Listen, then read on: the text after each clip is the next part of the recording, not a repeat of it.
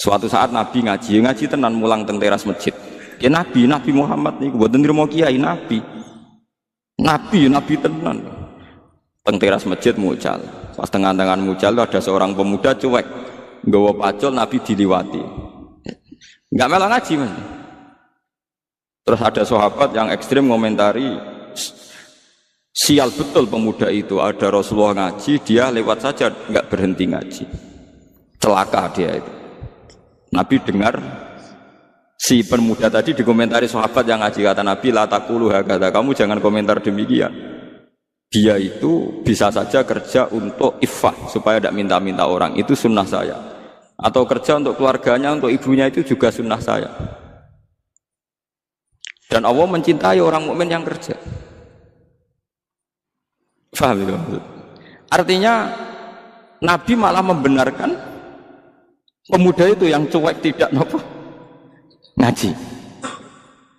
Nah, semenjak itu sahabat juga saling kritik. Nah, ini peringatan kayak kiai-kiai sing ngaji awan-awan jam kerja. Wong Nabi mawon ngaji sahabat beliwat tenangnya ditinggal kerja dadan.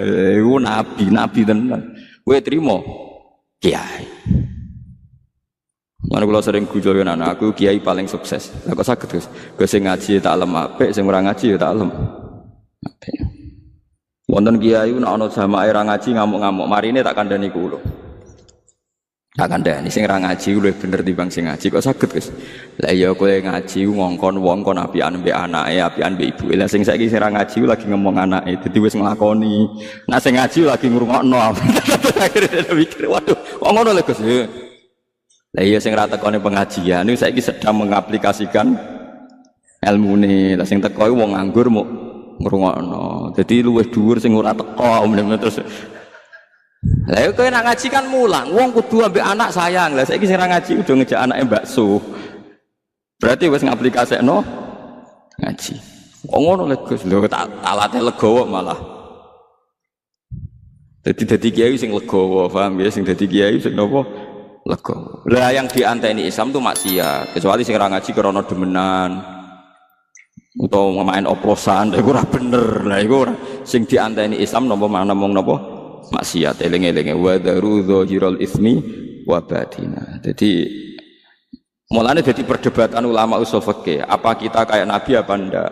Kalau dalam banyak hal ya enggak, karena kalau Nabi itu meskipun ulama warasatul anbiya, kalau Nabi itu spesial, orang yang menentang itu menjadi murtad.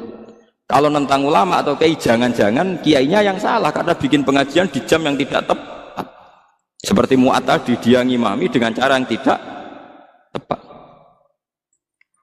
Jadi kita cocok hukum itu udah diomongno. Kalau sering diprotes kiai ngono mari wong wani kiai Gus. Yo ora usah perhitungan ngono kiai kok ora ikhlas, ora usah perhitungan. Pokoke hukum diterangno, ora usah kakean apa? Perhitungan. Kulo dereng nate tarawih Ramadan 30 genep nganti sakniki. Tapi aja tiru. Nggih mboten ndelek nggih biasa. Nggih tangga-tangga nggih ngerti kalau sering ra tarawih. Tapi wong gak yakin, wong ku yakin Agus bae ora krana gedeng tarawih. Mesti tepisan pindho, Pak. Iku sunahe para nabi, para ulama dhisik, aja sampai tarawih ku full, mari kok darani wajib. Jadi mesti ana bolonge kula loro telu. Tapi kan niru ketun Ramadan pisan wae kok bolong telu. Lah ya kodok itu tarawih dhewean mbek pangeran jam 3 bengi ta jam 4. Tapi yo kudu ulama kuwi mergo ngoten niku ulama iku nggawa umat kathah. Banyak satpam sing gak iso tarawih mergo tugas. Banyak orang yang mergo adol bakso ra iso tarawih, ana kernet ra iso tarawih. Banyak umat Islam sing kepengin tarawih ra iso tarawih. Nak nganti ulama kabeh majibno tarawih, Ramadan pisan ora tarawih, buangkune Islam apa 100 tahun pisan. Lho sing kepengin tarawih ra iso tarawih ku pirang-pirang. Iku nak nganti dadi konsensus elek, separuh Islam mbok hukumi. Mbok hukumi napa? Elek. Iku sirine kena napa Nabi namung tarawih hari ke-6 semenjak iku terus boten tarawih salat teng dalem. Tapi Umar ngerti nek Nabi ning dalem mau menghindari diwajibno. Mulane Umar tetep tarawih jalan terus. Jadi Nabi ne lahiran sahabate terus. Lah zaman dhisik biasa saiki geger. Kok ora seragam, enggak ada standarnya. Bangunnya Nabi PNS tapi ulama karepe saiki kabeh di PNS no kabeh ono napa? Standar BAM.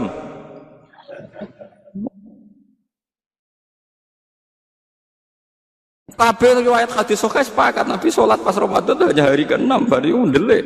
Terus Sayyidah Aisyah ngomentari sesungguhnya Rasulullah itu mencintai amal itu, tapi beliau meninggalkan karena takut dianggap fardu, dianggap wajib.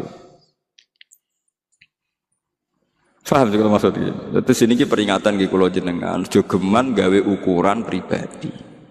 Nggih gawe ukuran apa? Pribadi. Mulane dawuh hikam wong iku ngukumi iku mergo kliru nafsune. Mulane cara hikam itu mau kitab hikam ngritik wong medhit mboten enten. Sak huruf ora tau medhit disalahno ning hikam. Mergo cara ilmu tasawuf medhit iku ora ono. Sing ana iku tomak. Kowe iso ngukumi medhit wong sing kira tomak. Misale kula mbek Ruhin gak tomak blas, terus Ruhin gak ngekeki kula, ora tak hukumi medhit. Mergo kula ora duwe tomak. Dadi kowe ngukumi wong liya medhit iku ngenteni kowe ngukumi tomak. Berhubung tomak kecewa darani medhit. Nah kira kepentingan kan ora bocah wayu mlete sombong. Kowe ra kepentingan seneng kan gak darani sombong. Barang kowe kepengin entuk perhatian ra nakoki kowe, wah sombong, roh aku ora takok. Lah kira kepentingan, kowe wong ayu-ayu ning Jakarta kira kenal lalu lalang liwat ra takok kan gak masalah. Karena Anda tidak punya kepentingan. Mulane cara tasawuf sing ngerusak hukum iku nafsu, termasuk ngukumi wong liya medhit ya mergo dhe nafsu. Toma, ana cahayu mbak arani sombong, mergo mbak lamar ra gelem terus kowe darani sombong. Padahal cara pangeran bener cahayu iku untuk kowe musibah kan. Itu kan. Nah begitu juga kiai. Sebetulnya kiai iso mlebu swarga mau santri sitok. Mulang santri sitok ikhlas swarga, ngimami jamaah sitok swarga ikhlas. Terus duwe tomak. Tak rewangi awan-awan mara masjid, jebule makmumku mau telu. Lha iku malaikat ya janggal, wong 13 dadi ana swarga kok butuh telung soft. Akhirnya uring-uringan kan. Desa kene yo apa ora makmur masjid neraka kabeh. Yo kiyene neraka pisan, wong barang ra wajib diwajib-wajibno. Wis keben ora jamaah Allah. Wong trimo fardhu kifayah. Supaya ana loro telu ngrameni masjid bengak-bengok ning speaker wis apik. Pokoke ana siare. Mulane Abdul Qasim Al-Junaidi ditakoki wonten tiyang tengah-tengah kerja. Nak jamaah diamuk majikane, nak ora jamaah kehilangan fadilah jamaah. Jare Abdul Qasim Al-Junaidi sholamun faridan, salat dhewean nek sementing iso nafkahi bojone. Ketika ditanya, bukankah jamaah itu fardhu kifayah gini-gini? Ojo sampai gara-gara jamaah kehilangan nafkah engko wong nyalahno salat. Orang bisa dibalik kan. Jangan sampai sholat itu jadi tersangka. Nah misalnya kira iso mergawe pas ngedaro roti, wong mergawe gara-gara jamaah ra iso kerja, wis bujum ngamuk. Gara-gara jamaah. Jadi jamaahnya tersangka kan. Jadi kita ini bisa dibolak-balik. Apa nyelametno jamaah apa nyelametno pekerjaan? Ya pekerjaan. Ya tapi ngono iku ora usah dadi hukum, ora dadi hukum kok wong kerja kabeh. Ora jamaah. Nah, tapi nak jamaah kabeh ora kerja, semua wong lelaki penganggur galie. Maaf Dek ya, ini demi syariat Islam sehingga saya tidak perlu. Yo repot. Lah iku pentingnya ulama. Ulama itu yang tahu betul ahwalu Rasulillah, anwa utahawuli Rasulillah. Jadi kabeh sing dadi variasine prilakune Nabi ku dia tahu, punya memori. Masyhur kan Nabi ngendikan aku sholat asik. Dewe Nabi aku masuk sholat terus asik kepengen fautiluha aku kepengen dawakno sholat faasma'u buka as-sobi terus saya mendengar nangisnya cah cilik fa'at aja wazufi sholati terus sholatku tak cepetno mergo aku saake nak sebagian makmume itu ibunya anak kecil itu terus Nabi kayak kok idha amma ahadukum fal yukhaffif wong nak dadi imam sholat kudu cepet fa inna fihim ad-dhaif wadal hajat karena di antara mereka ada orang lemah badal hajat yang punya urusan. Misalnya supir bis leren kepengen makmum mergo ana jamaah, imame wengkek macane sawi. Penumpangnya ora miso. Wah kada. Jadi soal wis pokoke ngadul kula lah, pokoke nak hukum ora iso sama individu. Lah nak kepengen salat khusyuk dhewean sing suwi ya dhewean ning omah. Ekspresekno ning salat sunat iku yen ape salat sunat ya jam 10 bengi nganti subuh sak karep-karep. Ternyata tenan kan pas dhewean ra kelar suwi pas makmum akeh suwi. Mulane kaya imam-imam Malaysia sering digojlok ambek imam Indonesia. Termasuk imam-imam ning masjid-masjid gede sing gaji. Mandek man ke salat terus. Jadi per salat itu nilainya sekitar kalau diuangkan itu 500.000. Pokoknya 1 bulan itu imam masjid di Kadang-kadang nak sujud tuh ora kok muni subhana rabbiyal a'la ta napa sajadalaka wajhi wa sam'i wa basari wa mukhi wa asbi wa sya'ri wa mastaqallat bihi qadam. Jadi rambut wis disebut karena rambut kita ini juga hidup. Wong iso modot, paham kan? Iso kriting barang. Kowe iku bali lho nek sujud mergo. Nabi ku pirsa sujude napa? Rambute.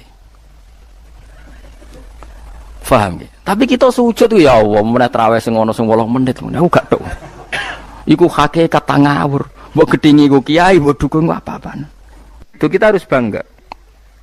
Dengan yang namanya sujud itu harus bangga. Sampai diistilahkan apa? Laula kaya zinatal wujudi ma toba aisi wala wujudi wala taronnam tu napa? Fi sholati wala ruku'i wala andekan ndak ajaranmu ya Rasulullah. Saya ini ndak pernah menikmati sujud. Dan tidak pernah nikmati rukuk. Jadi syarat saya sujud itu ora sekedar kowe metek anggota itu boten, harus ada taronnum, harus ada kenikmatan yang luar biasa. Karena sujud ini yang menjadikan kita nanti di surga. Sujud ini yang menjadikan kita layak masuk surga. Sujud ini pula yang menjadikan kita sah disebut umat Kanjeng Muhammad sallallahu alaihi wasallam. Ciri utama umat Nabi ora kok kemenangan politik atau kemenangan dunia boten, tapi tarohum ruk'an sujud. Umat yang kamu lihat sebagai yang rukuk, sebagai yang sujud. Artinya apa? Kalau Nabi yang soleh diriwayatkan orang soleh, pasti riwayatnya tentang sujud, tentang rukuk. Paham ya? Bareng Nabi diriwayatno LSM sing liberal. Nabi itu tokoh yang menerima semua pihak. Diceritakan Nabi perjanjian dengan orang kafir, kerjasama dengan orang kafir. Yo kok entuk wae dalil. Bentuk kondi wae. Aku kadang yo gumun aku sing wong alim ora roh iku roh iku untuk kondi. Aku kadang heran. Kadang takok aku wong. Niku kitab napa? Mbah Gus kula ya jare bar. Mergo aku kitabku ya sak foto-foto kok ora roh. Kono sing kitabe cilik kok. Roh. Ini penting saya utarakan. Mulane kula teng donya, kula nggih di bojo, nggih syukur, di anak nggih syukur. Tapi aku paling syukur kok kita ditakdir napa? Sujud. Mergo iku yang identitas kita. Ya ayyuhalladzina amanu ruk'u wasjudu wa'budu rabbakum. Kene nek iman tenan ciri utamane rukuk, ciri utamane sujud. Saiki mboten. Orang itu ndak nikmati rukuk dan sujud. Bedino sholat tetap ngeluh, ora di duwe utangnya akeh. Mestinya ketika nganggap sujud itu segala-galanya, ditakdir sujud itu senengnya bukan Nabi itu nak nyifati sujud saking senengnya. Hatta takuna sajdatul wahidah khairan minad dunya ma fiha. Sehingga satu sujud lebih baik dari dunia dan seisinya. Coba sekarang, nanti kamu di akhirat, identitas kamu yang menjadi sah masuk surga itu hanya sujud kamu. Tapi kita sujud itu biasa wae seakan-akan ndak nikmat Allah yang luar biasa untuk duit akeh. Ini kan markai tenan. Markai tenan, entek oleh markai. Ini apa-apaan? Kan aneh, Allah mengatakan sujud itu spesial, kemudian kita nyifati sujud hal yang biasa. Aneh, berarti kamu mensifati sesuatu tidak dengan sifat yang diberikan Allah dan Rasul. Allah mensifati sujud itu luar biasa. Mulane kula nu salat iku seneng makmum. Kula nak sujud itu nikmat tenan. Ya sujud itu wis ngene iki. Mulane kula nu yakin, yakin.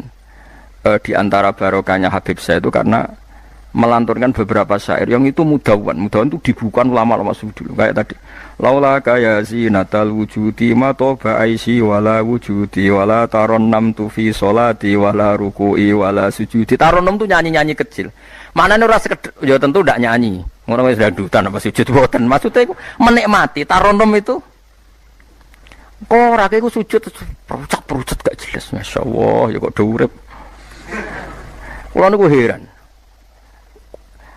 Itu tenang. Coba sekarang sampean lihat surat Fatah yang di akhir. Sifat umatnya Nabi itu apa coba? Tarohum ruk'an sujud. Orang-orang yang kalau kamu melihat aktivitasnya itu ruk'an, melakukan rukuk sujud. Memang kita punya ambisi politik menguasai Indonesia atau apa? Enggak apa-apa. Itu tapi setelah rukuk dan sujud. Bahkan kalaupun kita berpolitik demi supaya rukuk enggak dilarang, sujud enggak dilarang. Semua porosnya demi napa sujud. Mulane surat Iqra dimulai dan ditutup dengan wasjud waktari. Sekarang enggak. Umat Nabi ngomong fadhil sujud do pelo. Pelo bisu. Ngomong fadhil sujud wis ra iso. Padahal sujud ini yang identitas kita. Kita masuk surga itu karena sujud. Bahkan ketika kita masuk neraka, iku neraka sing rawani iku walam takulin nar atharos sujud. Neraka itu tidak berani makan bekas-bekasnya. Kayak apa kalau yang sujud itu batuk kamu, tangan kamu, dengkul kamu, terus hati kamu, fisik kamu. Mana nak sujud? Nah cara fikih sujud itu kan sementing anggota pitu nempel. Gini ku napa al-jabhah wal yaden warukbaten wal qadamen. Berarti pitu kan batuk sitok, pira gen telapakan loro, dengkul loro, terus apa? Delamaan sikil loro. Kemudian ulama ada yang mengatakan harus ma'atahamulin yasir, sedikit ditekan. Mbok ukurane nganti ngecap ora roh, pokoke niku ukurane ku ditekan apa? Sedikit. Oke. Tapi sebetulnya kalau kamu fair, itu hanya syarat cara fikih. Nah cara Kanjeng Nabi zaman sugeng nak sujud nganti gitu anen. Kulo nu cek apal. Ya Allah sajadalaka wajhi wa sam'i wa basori wa mukhi wa asmi wa sya'ri wa mastaqallat bihi qadami. Nabi nak sujud, ya Allah, jasad saya ini sujud kepada Engkau. Disebut semua. Sya'ri rambut saya, asbi sumsum saya. Sajadalaka wajhi wa sam'i karwan ya. Wa basori wa mukhi sumsum saya, wa asbi sendi-sendi saya. Wa sya'ri rambut iku nunjuk nona iso ke sujud itu total. Mulane kula suwun iku pentingnya wong soleh disejarahno wong napa soleh. Para habaib sing soleh-soleh iku nak nyejarahno nabi iku sejarah bahwa nabi itu laula kaya zinatal wujudi matoba aisi wala wujudi. Mane umpama ora didikane jenengan uripku ora ana gunane. Matoba aisi uripku ora ana gunane, ora ana enake blas. Wala wujudi wujudku ora ana gunane. Kenapa ora ana gunane? Mergo kula ora iso wala taron namtu fi sholati wala ruku'i wala sujudi. Ya, tapi kowe ora perlu alim paham koyo ngene ora perlu. Wis aku joget tok las ra apa-apa. Sing penting aja wis ra paham malah ngaram-ngaramno bid'ah. Bocah kok kecangkemane ngono. Tapi kula pastikan, tapi nanti kalau orang soleh gak diriwayatkan orang soleh, sing dilihat ya sisi-sisi yang tidak khasnya kesalian itu. Taruh saja misalnya gini, Mbak Hamid Pasuruan soleh, Mbak Mun soleh, Mbak Dola Barwani soleh, di sejarah rapati soleh, tamu nih akeh, diterima semua pihak. Mulane uripe kepenak, mesti ngono lah nyejarano. Tapi nak sing nyejarano wong soleh, keselah tetep mulang. Walim iso maca kitab takrib, istiqomah maca ihya. Lah kula nak kenal Mbah Hamid, ning misanane Mbah kula. Santri-santrine sing soleh nyetano, Mbah Hamid wis ora tau karek iku salat tahajud, nak duha ning kene, senengane maca burdah. Bapak kenangane senane dijak ning kamar dijak ngaji tafsir. Ya mesti seputar kesalehan. Diceritakno wong rapati soleh kebesaran. Tamune wae. Wong ngger wong rono pejabat yo. Sopo wae. Pokoke top. Top ku manane tamune. Akeh bar. Lah ngono ae presiden, menteri, gubernur tamune akeh. Artis yo tamune. Akeh. Makanya kula kepengin nggih sejarahnya orang soleh. Itu orang soleh harus ikut ngomong biar tahu sejarah khasnya antar orang apa? Termasuk tadi nyifati Nabi itu laula kan apa ya zinatal wujudi ma toba aisi wala wujudi wala taron namtu fi sholati wala ruku'i. Anakku lo Hasan tasbihah terus anakku lo sing cilik jenenge Milan niku kula kan ngapal lo sak nadzuman Imam Syafi'i. Padahal iki alit ya alhamdulillah do apal. Imam Syafi'i iku numangsa Imam Syafi'i mu ahli fikih kok sampeyan niku mboten dekne yo ahli tasawuf ahli hakikat. Niku nadzuman sing kula kan ngapal lo niku Imam Syafi'i niku laqad mananta ala qalbi bi ma'rifatin bi annaka wahudul ala'i wal qudusi wa ma taqallabtu min naumi wa fi sinati illa wa dzikruka bainan nafsi wan nafasi. Ya Allah, sungguh nikmat Engkau itu besar karena Engkau memberikan aku satu kenikmatan di mana kenikmatan itu saya tahu bahwa Engkau adalah dzul ala'i wal qudusi, zat pemberi nikmat dan yang suci. Wa ma taqallabtu min naumi wa fi sinati, kula niku turu ora tau molak-malik awakku. Ora tau molet corong Jawa. Illa wa dzikruka bainan nafsi wan nafsi, kecuali saya ingat Engkau di antara nafas-nafasku ini. Itu orang soleh meriwayatkan kesalian. Jadi wa ma taqallabtu min naumi wa fi sinati illa wa dzikruka bainan nafsi wan nafsi. Jadi tapi enggak, sekarang agama itu diceritakan orang-orang yang gila politik, gila kekuasaan. Kita harus kuat. Ya bagus, kita juga enggak ingin ngalami kayak Rohingya, paham ya? Makanya yang soleh-soleh pun jangan anti politik, goblok ya anti politik. Gobloknya tadi, kue misalnya ramelok politik, sing kuasa orang-orang non-muslim, tolong fasik, terus sholat dilarang, pengajian dilarang, kacau. Lho tenan kula ketua partai-partai politik cara kan nyucup kula purun piye-piye ana gunane. Tapi nek kon iman ra gelem bodonine bolak-balik. Tapi kita harus hormat piye-piye menjadikan Islam itu di Indonesia enggak dilarang-larang, enggak dikuyo-kuyo karena penguasanya adalah orang napa? Islam. Tapi bojo mbok imani teman-teman bodonine yo bolak-balik bos watake ora roh wis pokoke bangsa ngono. Makanya ini penting sekali. Makanya saya kemarin itu seneng banget sampai surat Sajdah. Ngaji kita adalah ditekbir sampai surat apa? Sajdah. Di mana surat ini mengatakan innama yu'minu bi ayatinal ladzina idza dzukiru biha kharru sujada. Orang-orang mukmin sejati adalah orang ketika dibacakan ayat Allah itu langsung napa? Sujud. Tentu sujud ini bisa sujud fisik kayak kita pas sholat, termasuk bisa sujud pikiran, sujud hati, sujud macam-macam. Mulane Kanjeng Nabi kadang-kadang nak sujud tuh ora kok muni subhana rabbiyal a'la ta napa? Sajadalaka wajhi wa sam'i wa basari wa mukhi wa asbi wa sya'ri wa mastaqallat bihi qadam. Jadi rambut wis disebut karena rambut kita ini juga hidup. Wong iso modot, paham kan? Iso kriting barang. Kowe iku bali lho nek sujud mergo. Nabi ku pirsa sujude napa? Rambuté. Paham ya? Tapi kita sujud ya Allah, meneh traweh sing ana sing 8 menit ngono. Aku gak tok. Iku hakikat ngawur. Mbok gedhingi ku kiai, mbok dukun apa-apaan. Tapi wong sing makome ngono iku nek iso iku dadi imam. Kau nanti wonten cerita teng daerah kula wong soleh alim dadi imam. Imami Jumatan. Bareng sujud lali. Lho wali wong ngenteni itu lho diarani mati ra mati. Akhire muridé ndudul kok. Mbah sampun. Batal sak Jumatan. Semenjak itu dia mengundurkan diri dari imam napa. Tapi kowe kan gak ngarah sujud nganti ngono. Mulane wong nak salat iku aja nganggo makome sinten? Wong khawas. Lan sak kula tiang-tiang nak saleh iku ngimami yo nganggo makom sing adna. Dindekno makome. Lah engko nak pas bengi-bengi tahajud nganggo makom kelas A. Sekali salat iku wis lali. Masyhur. Sampe tak critani salate Kanjeng Nabi nak sholat tu Aisyah turun ning ngarepe. Ya matang-matang ngono ning ngarepe. Ayo Aisyah. Mulai bolak-balik matur, Nabi ku ora digon sholat kowe ora. Nek kowe kan digon sholat tapi ora tau sholat. Nabi ki sing digo sholat ya nggon turu niku nggon sare ku digo sholat. Aisyah ya sare teng mriku. Masyhur riwayat hadis yo kae. Jare Aisyah.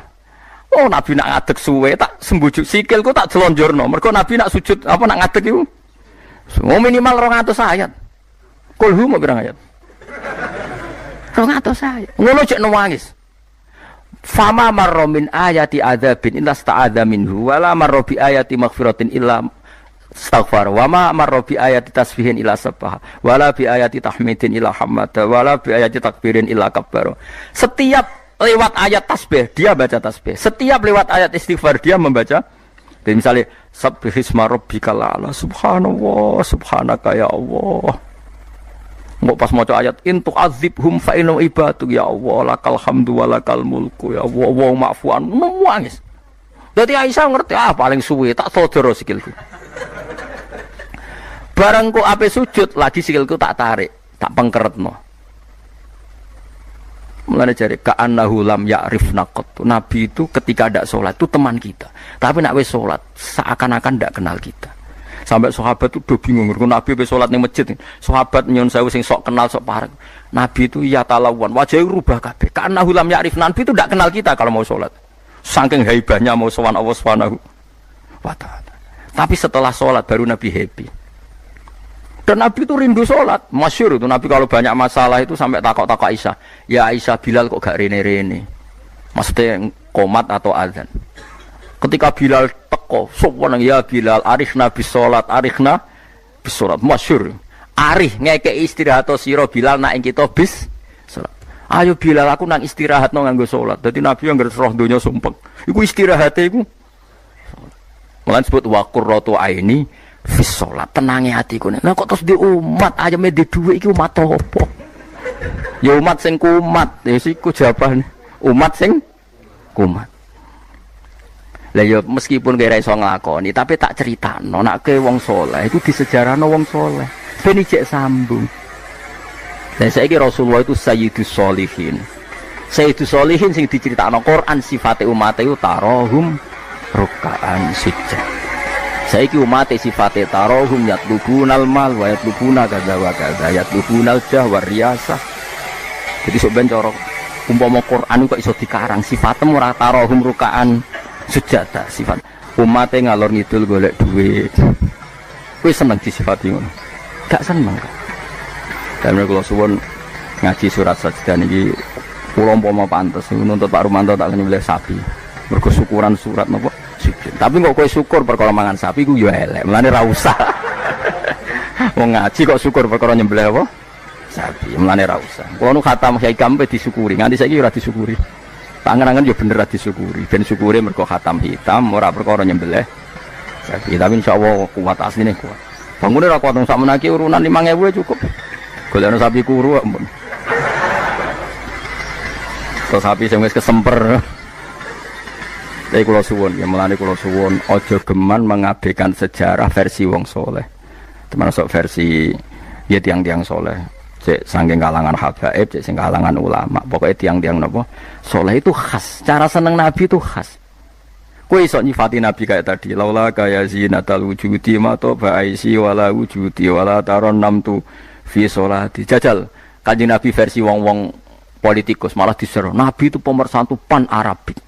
Dulu Arab itu gini-gini, selada Nabi, iku ya sifatnya Nabi, tapi gue apa, bu omah ngomong no, gue sujud era iso kok ngomong dok dinti.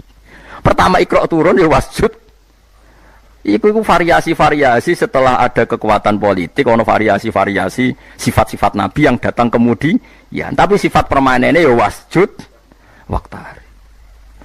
Paham tuh maksudnya? Paham tenan toh? Paham ya alhamdulillah. Soalnya nak sing ora paham ya bawa paham. Ben nyenengno guru. Nyenengno guru kuwi ibadah. Pokoke eling-eling surat Fatah ya sing akhir napa? Tarohum rukaan sujud.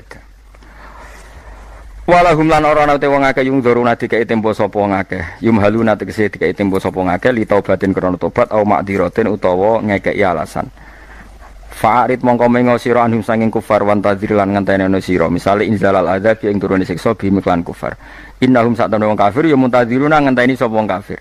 Bika ing sira wong kafir ngenteni misalnya hadis samautin ing terjadine kematian atau anyare kematian auqatin utawa terjadine pembunuhan.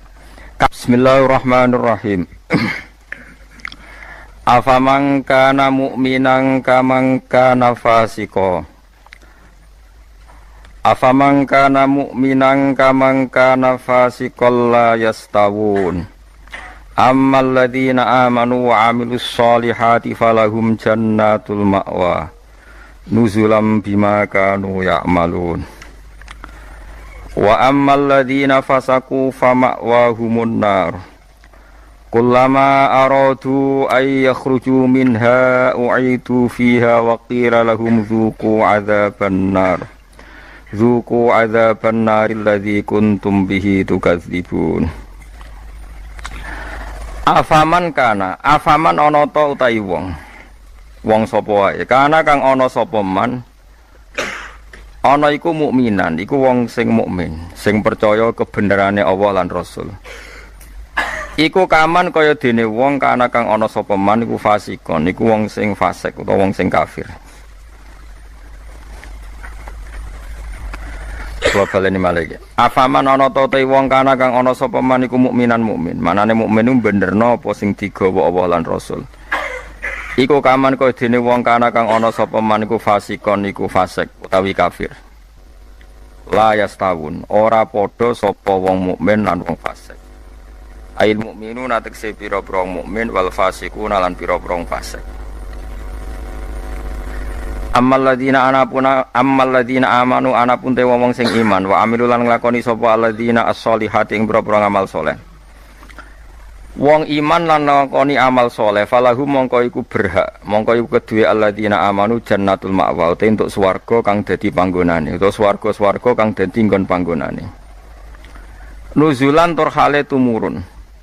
Hale dadi sogatan, hale dadi penghormatan. Wa te maknane nuzul ku ma perkara yu adu kang den sogatno apa ma kang disuguhno apa ma lidhofi krana tamu. Bima sebab perkara kanu kang ana sapa ngake ya malu nang nglakoni sapa ngake. Wa ammal ladina anapun te wong akeh fasaku kang padha fasik sapa ladina. Fasik ku maknane fasik. Teng mriki fasik bil kufri fasike kelawan kafiran. Wah ini gak apal lho nggih kula kados ngaji kula wingi. Pokoke angger fasik disebut Quran kok ahli neraka mboten kok fasike sampean mboten ini fasik ringan nggih, fasik medium nih. Fasik sing ahli neraka bil kufri wa takdzibi. Wah apal lho. Wah angger fasik kok ahli neraka mana apa fasik kekafiran lan fasik ngorohno Allah lan apa Rasul. Tapi nak fase kaya sampean bodoni wae enteng. Dak kok teras warga ijek-ijek mlebu. Dak kok pager-pager terus napa? Mlebu nggih araf nggih kecantol-cantol mungkin ngono. Heeh. Mbok jongkrono sithik mun nduk swarga ngono. Oh, angger fase iki jelas. Mulane kula wingi ngotot. Ciri khas ahli sunnah niku darani ahli neraka iku kafir. Napa? Mulane mriki fasaku napa bil kufri wa takdzibi. Fase iki kelan nglakoni kekafiran lan gorono Allah. Kowe kafir to ora, Cek? Mboten. Kowe tau gorono Allah Rasul.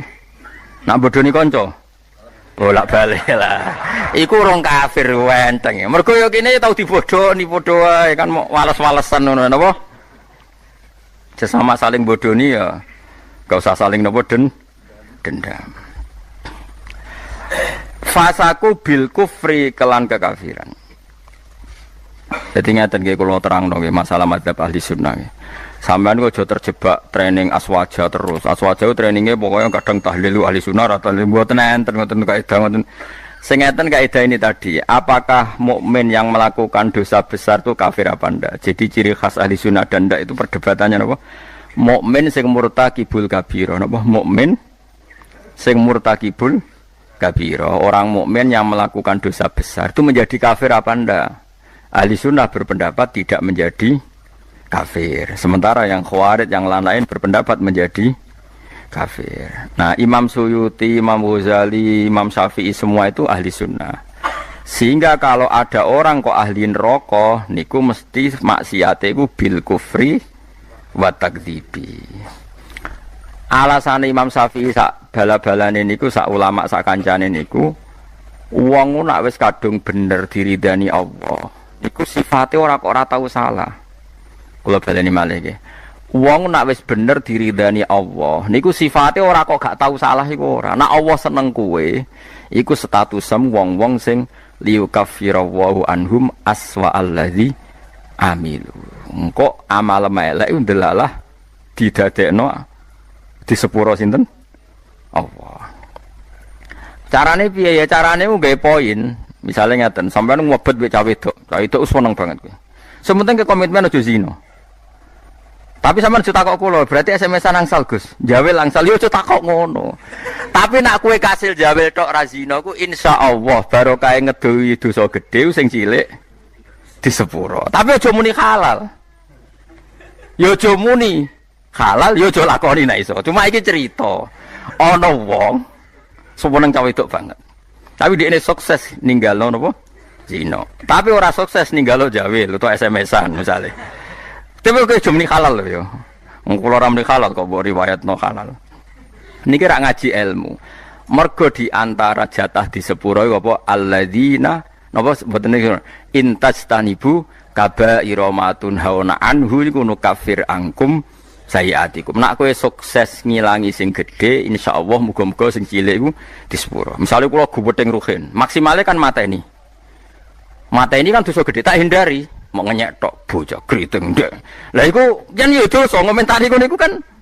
Tapi luwe apik timbang gedeng diimplementasekno membunuh. Jadi misalnya gedeng wong, opsi tertinggi kan mateni. Misalnya gak mateni bacok sikile atau bacok tangane kan berat. Wah iki ditinggalo kabeh mau karek ngrasani gremeng nyek. Lah iku lumayan. Senajan to ngrasani ya tetep dosa, tapi lumayan. Mulane kiai-kiai rata-rata yang ngrasani mergo mangkel lu nek ora diomongno dadi udun. Nah, akhirnya ngrasani. Kiai-kiai anggere mbok tamoni critakno lawan politike, mesti ngrasani to ora? Ngrasani. Mergo nek dimpet ya dadi udun. Tapi ku luwih apik timbang mateni. Misalnya kula kiai yang jenis seperti ini. Roh metode wong seneng Quran lewat konser, lewat MTQ mesti ngritik. Bar wanita ora seneng nek ana MTQ dikritik. Ya ngrasani, tapi apik niate. Lah kok sing seneng MTQ ya ngrasani kiai-kiai sing kaya kula. Wah, wong kok gak gelem siar. Quran itu buta siar, wong Islam buta siar. Iso uni-unine lho pokoke. Ikan yo rasan-rasanan. Sampai sementing gak santet-santetan ngono maksudnya. Lah iku disebut apa? Intajtanibu kabairomatun hauna anhu insyaallah nukafir angkum sayiatikum. Jika kamu sukses meninggalkan dosa-dosa besar, yang kecil insyaallah dimaafkan. Ini penting saya aturkan. Nah, kalau orang baik itu syaratnya tidak pernah dosa, berarti sekali dosa dia jadi kafir. Ini masalah bagi ahli sunnah. Nah, ini penting kalau atur. Mergo ceritane ngeten, wong nak bakate soleh, mabuke nang masjid. Bodoni yo santri, mergo dekne ora duwe kanca geng. Akhire korbane yo santri. Mergo dekne bodoni wong liya, wong abangan, preman ora kenal. Sing dikenali santri. Akhire korban bodoni yo. Ya kula kiai bodoni wong ya bolak-balik. Tapi kula ora tau sambat, pancen jatahe mun kadang-kadang kebodhon yo jatah. Sampeyan kula critani, zaman Nabi ana wong jenenge Abdullah. Niki hadis sahih teng Bukhari wonten, teng pundi-pundi wonten. Wa kana yulaqabu khimaron. Dik niku sampe nak ngundang kanca-kancane niku khimar. Wa kana yudhiku Rasulullah katsiron. Dik niku senengane guyokno Kanjeng Nabi. Kanjeng Nabi orang yang sering serius iku mergo mimpin perang macam-macam nak roh dolah iki guyu. Kancane ra ngundang dolah tapi niku iku nak mabuk ini masjid Kanjeng Nabi. Mboten trimo masjid mriki mboten. Masjid Kanjeng Nabi. Ngefly. Anggere takok, iku wong fasik kok ora ning terminal tandalan ning masjid. Aku nak ora Nabi ku ngeluh. Tapi yo aja minum gak ngregani Nabi. Aku tak ora minum yo ngeluh. Angel gak? Akhirnya singkat cerita, Nabi itu profesional, masih santri ini nak salah ditakzir. Takzirane Syaribul Khamri ku gak ada batasnya. Gak ada ukurannya, memang di Quran gak ada. Sehingga kadang Nabi yo jilid 20 kali, kadang 80 kali. Bil jaridi wan ni'al. Ini sing khusyuk-khusyuk ngrungokno hadis iki. Jarid niku napa? Apa hen? Pelepah napa?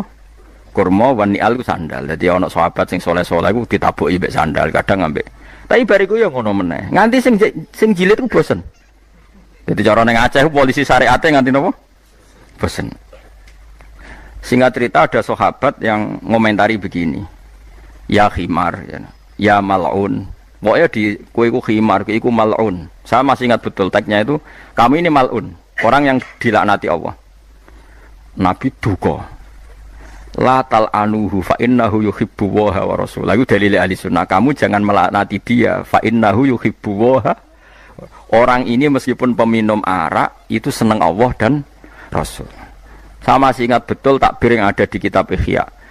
Takbirnya begini, falam yukhrijhu bil maksiati anil mahabbah.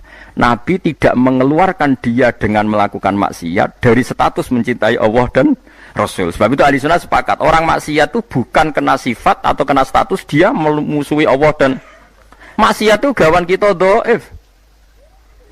Misalnya ngene, kowe ora cah wedok iku eling terus nganti 2 jam. Bareng Allahu Akbar takbir ra eling Allah. Terus berarti lu seneng cah wedok timbang Allah. Wong ambek Allah ora eling mbek cah wedok. Ora iso ngono, kowe seneng cah wedok iku gawan nafsu, yen gak bakat wali. Paham nggih? Akhire eling terus ra iso lali. Allah ora butuh mbok ilingi kowe ya ora keren diparingi lali kowe. Ini penting kula ngajekno. Kula baleni malih. Sama siapa takbirnya di Ihya di beberapa kitab ahli sunnah. Falam yukhrijhu bil maksiyah anil mahabbah. Orang ini tidak dihilangkan sifat mahabbahnya kepada Allah dan Rasul hanya karena nama maksiat. Karena maksiat itu gawan bodoh, gawan lali, gawan ngebet, gawan macam. Misalnya kayak dia anak papat, bojomu setia, katut rondo. Terus ana wong muni ngene, dadi yo katut rondo lali anak bojo, ora lali ora masalah. Cuma ora iso lali rondo, tapi ora lali anak bojo. Wong nyatane dhuwit jadi bagi jatah anak yo ono jatahe. Cuma wong sing gedeng darani kowe iku lali anak. Ora lali mulai ditakoki jenenge anake yo jek roh. Kelas pirone yo jek. Cara ditakoki, "Lah kok ora mbok rabi wae?" Sungkan anakku. Lho jek roh ta ora? Ijek. Tapi ora iso lali rondo iku luwih anyar misalnya. Nah, yus ngono iku. Selama ini kamu kan ya begitu. Saiki ngene aku takok. Kowe nyebut dhuwit mbek Allah sedina akeh dia. Akeh dhuwit. Kerja ya demi dhuwit. Ngamuk bojo demi dhuwit. Bariku mbok tabung ning bank ana, ning plisiran lemari ana, ning kethu ana. Terhormate dhuwit di mana-mana ada yo eling ning kethu yo eling, seneng lemari yo eling. Bareng duhur pas mereka lali aku, jebule wis mentek waktune duhur. Terus kowe tasik, wah berarti menuhankan uang. Enggak ada seperti ini. Apa iku wis pirsa nek kita iku dhaif, napa kita niku dhaif. Sehingga ahli sunnah mengatakan semua kesalahan itu ya kesalahan saja, tapi tidak menjadi kafir, tidak menjadi bukan berarti kita ada cinta Allah dan Rasul. Jadi wong mabuk, kunane kuno wong lani kiai ora oleh gedeng preman teman-teman. Kadang ya ono wong preman, tapi ra iso mungkiri seneng kiai. Lan cara kula ora masalah ono wong ra salat nekani konser selawatan, cara kula ora masalah. Ndekne nyatane seneng pas selawatan, seneng nak menawa awal untuk hidayat. Nak ki fikih komentar, apa gunane nekani selawatan tapi ra salat. Lah nek dene ra tau nekani selawatan, ra salat terus jalur hidayate kon diye nak menawa ana siji loro selawat sing ditampa dadekno sebab napa? Hidayat. Seneng kok komentar. Ora melok dadi pangeran kok geger.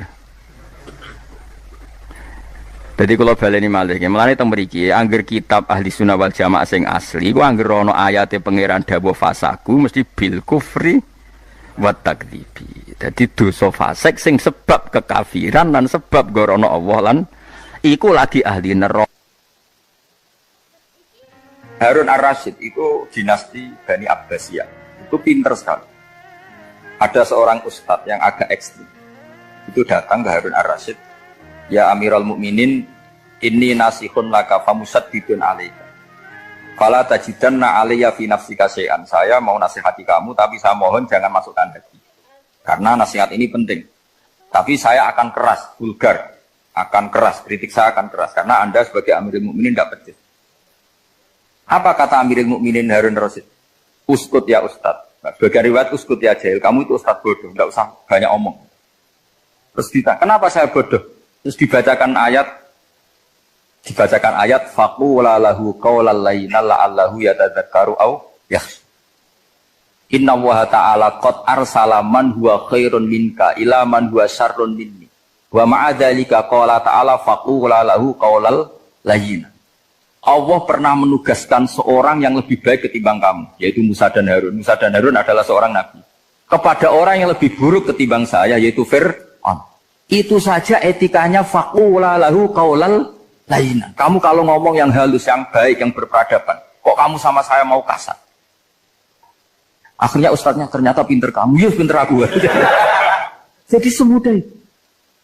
Allah itu menugaskan orang yang lebih baik ketimbang kamu, yaitu Nabi Musa. Kepada orang yang lebih buruk ketimbang saya, yaitu Fir'aun. Itu saja ada etikanya. Kok kamu sama saya mau tambah etika? Mau main kasar hanya karena kamu merasa nasihat Anda benar? Jadi gampang sekali memahami Quran. Tapi lagi-lagi memang bagi ahlinya. Tapi ini saya bantu supaya sampean jadi ahli apa? Quran.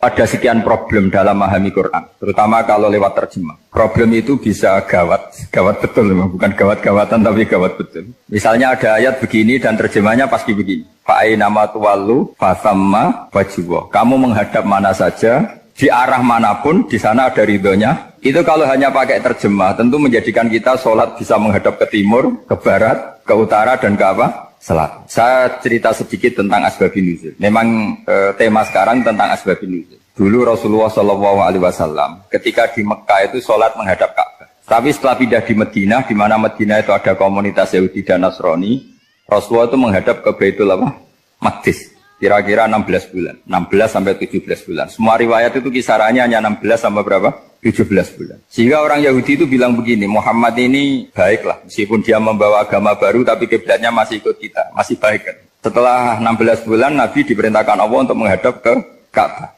Awal liwajaka syatral masjidil haram. Maka orang Yahudi itu berontak. Berontaknya adalah kiblat mereka ditinggalkan. Cara berpikir orang Yahudi itu kiblat mereka ditinggal. Sehingga mereka bilang mawallahum an qiblatihim allati kanu 'alaiha. Apa yang menjadikan umat Islam berpaling dari kiblat Baitul Maqdis. Kemudian mereka provokatif betul. Ini perlu diperjelas. Provokatif. Bilang begini, "Inna Muhammadan tahayyara fi din." Muhammad ini bingung dalam beragama. Sehingga habis ngomong A ngomong B, habis kiblat Ka'bah, kiblat Baitul Maqdis. Sehingga dalam banyak tarikh disebutkan peristiwa kiblat itu terbanyak melahirkan orang murtad, orang yang keluar dari Islam gara-gara provokasi orang Yahudi, Muhammad tahayyara fi dini. Muhammad tuh bingung dalam menentukan pilihan apa? Beragama. Kemudian walhasil singkat cerita akhirnya Nabi itu madhep Ka'bah. Apa yang terjadi mukjizat itu adalah bahwa agama ini agama yang mewakili semua agama sebelumnya yang masih orisinil. Yaitu Nabi akhirnya berargumentasi Ka'bah adalah kiblat yang asli, yang lebih tua. Terus mereka tanya, buktinya apa? Dijawab oleh Quran, fihi ayatum bayyinatum maqamu apa? Ibrahim. Ka'bah bukti tertua adalah di situ ada makam Ibrahim. Makam itu jejak kaki. Ya, kalau bahasa Indonesia makam itu kuburan. Kalau dalam bahasa Arab makam itu jejak apa? Jejak kaki. Sehingga diketahui oleh sejarah dibuktikan di situ ada jejak kaki siapa? Nabi Ibrahim. Sementara nisbatnya Baitul Maqdis itu adalah kepada Nabi Musa dan Nabi Harun. Yang ini adalah turunan dari Nabi siapa? Ibrahim.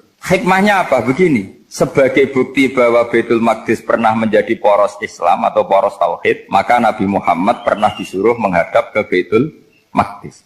Buat inget-ingetan kalau ini pernah menjadi poros apa? Tahu? Tapi tetap tua-tuaan masih tua apa?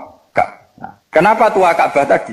Karena Ibrahim adalah Abul Anbiya, bapak dari para. Dan di situ ada jejak kakinya. Fihi ayatum bayyinatum maqam. Bukti itu belum cukup. Dibuktikan lagi bahwa Ismail kecil itu hidupnya di Ka'bah. Kita tahu sa'i baina Safa wal Marwah adalah karena Siti Hajar sedang mencari apa? Jadi ada bukti sekian, bukti empirik bahwa Ibrahim itu kiblatnya itu Ka'bah, bukan Baitul. Sehingga ada kata-kata fihi ayatum bayyinatum maqamu.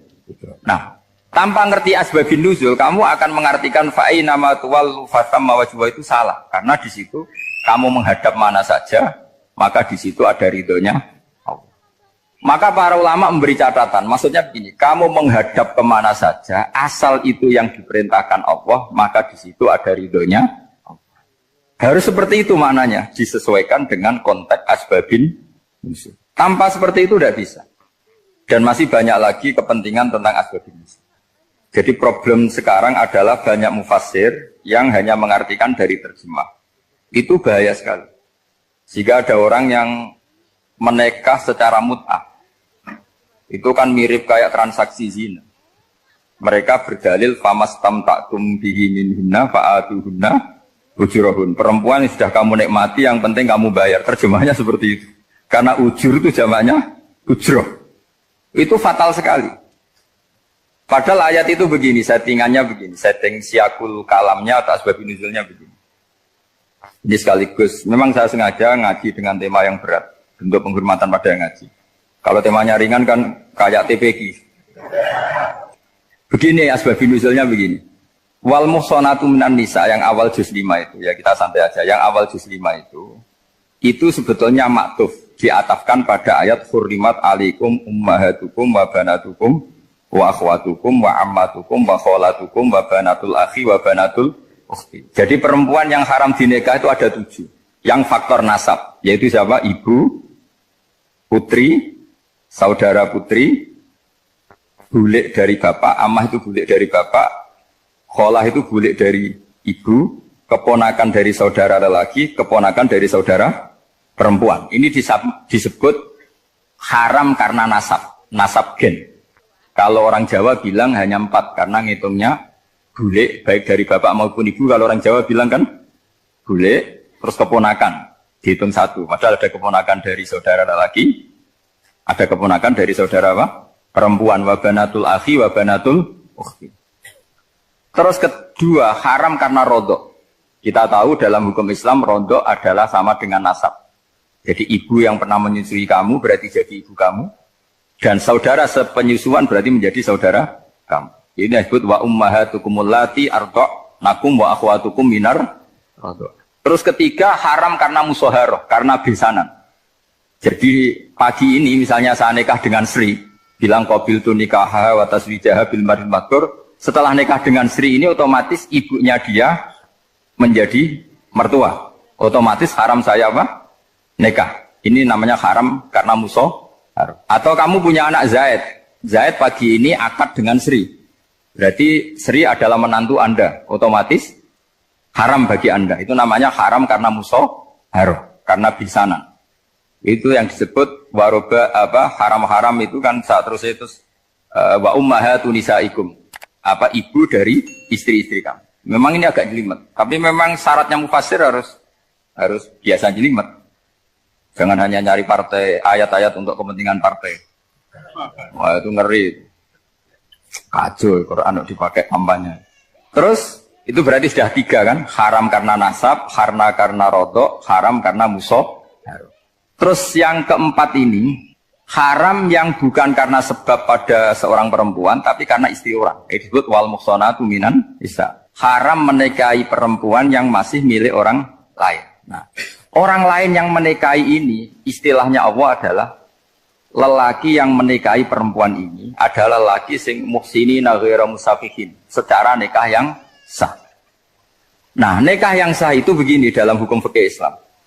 Saya nikah dengan Sri, kalau hanya akad, itu saya wajib bayar mahar hanya separuh. Jadi kalau saya janji bayar 1 miliar, berarti wajib bayar berapa?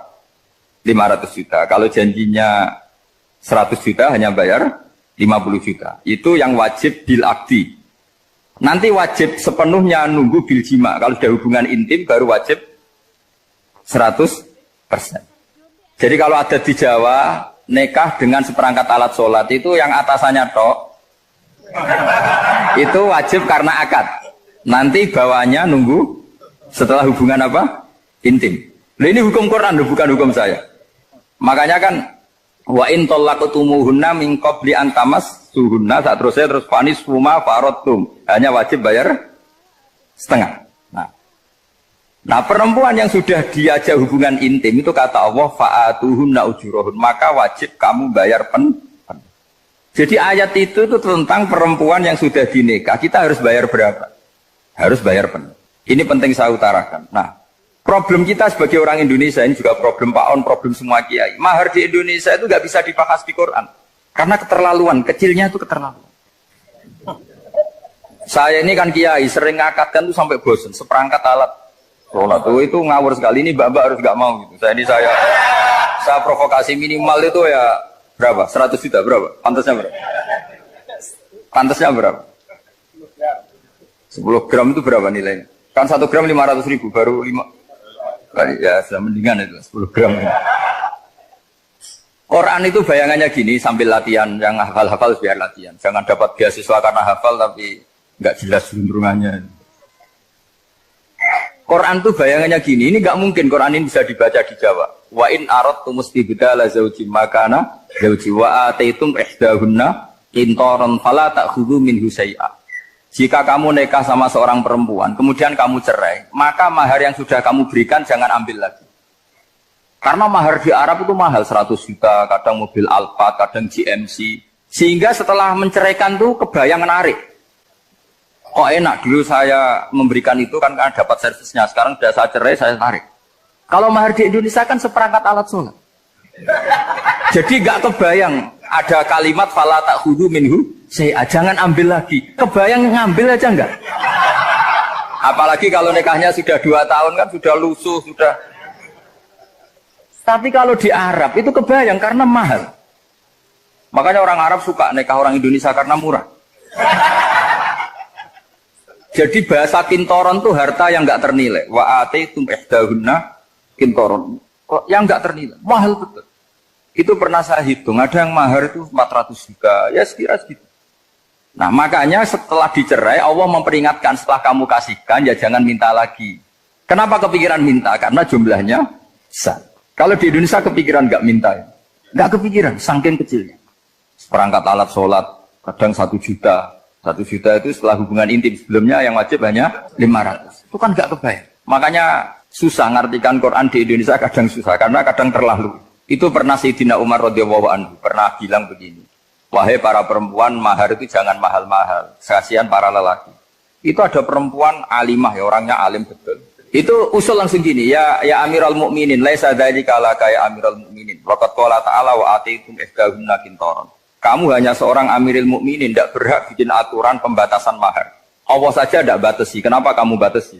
Sehingga dulu yang namanya nikahnya Sulaiman Agung atau Jamaluddin siapa Ratu Agung, kalau hadiah ya sampai tas mahal itu kan dari bahasa Arab mumtaz mahal, mumtaz itu istimewa, mahal itu tempat. Dia punya istri yang sangat dicintai, dikasih hadiah mumtaz mahal. Terus ilat Jawa jadi apa?